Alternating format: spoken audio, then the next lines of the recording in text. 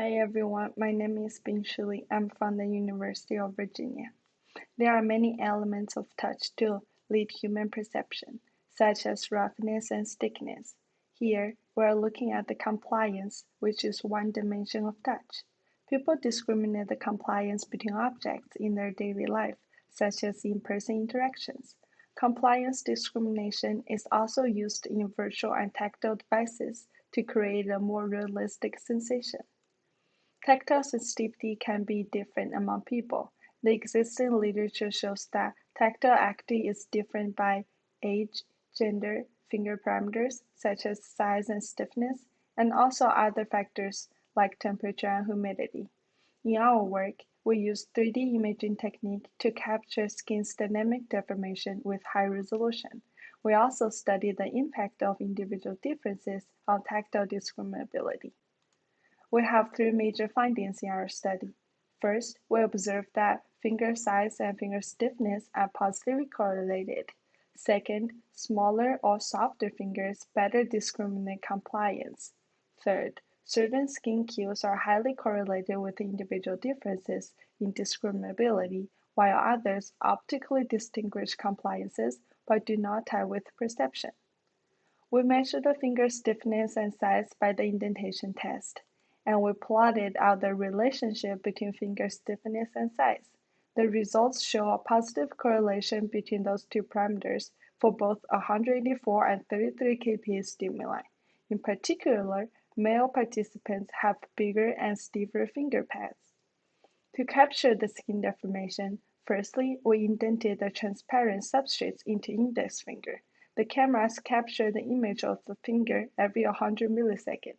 Then we use disparity mapping algorithm to generate the point cloud that represents the geometry of the skin. To characterize the skin deformation, we fit ellipses to the generated point cloud and develop cues to quantify the skin changes. The cues are the length of major and minor axis, penetration depth, eccentricity, curvature, and contact area. As we can see during the indentation, as time increases, the contact shape between finger and substrate is more circular for harder stimulus, which is 184 kPa with less penetration depth. We tested 7 substrates with different compliance and observed how each cue evolves over time. When we look at contact area, we can see the harder stimuli generate larger contact areas with more circular contact shape based on eccentricity metric. In contrast to contact area, the curvature and penetration depth are less for harder stimuli, and harder stimuli generate harder reaction force. We conducted psychophysical experiment to explore compliance discriminability. There are 10 participants recruited in our study. The human skin modulus ranged from 40 to 55 kPa. We prepared 4 pairs of stimulus comparison, which are both harder and softer than the skin, and comparing the skin with harder and softer stimulus.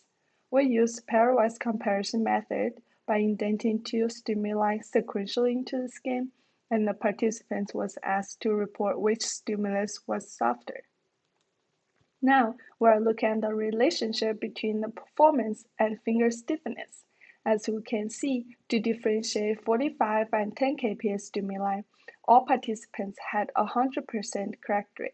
However, to differentiate 45 and 75 kPa stimuli, only people who have softer fingers can discriminate the compliance better. Additionally, we looked at the change rate of each metric. We plotted out the change rate over participants with increasing finger stiffness. In this plot, participant 1 has the softest finger and participant 10 has the stiffest finger. We can see that to differentiate 184 and 121 kPa stimuli, contact area change rate showed a significant difference between 2 stimuli. And interestingly, this difference was smaller for people who have stiffer fingers. Similar trend holds for 33 and 5 kPa stimuli. Then we compare the change rate difference with the performance. It shows that contact area change rate is well tied to the compliance discrimination. Addition to contact area, eccentricity is also a good predictor for discriminability. There are also other cues that are good at distinguishing compliance, such as curvature change rate. We can observe mechanical difference between two stimuli, however, it does not correlate with the performance. In summary, we found that finger size and stiffness are positively correlated. Furthermore, smaller or softer fingers better discriminate compliance. Additionally, we found that certain skin cues are highly correlated with individual differences in discriminability, while others optically distinguish compliances but do not tie with perception. Thank you.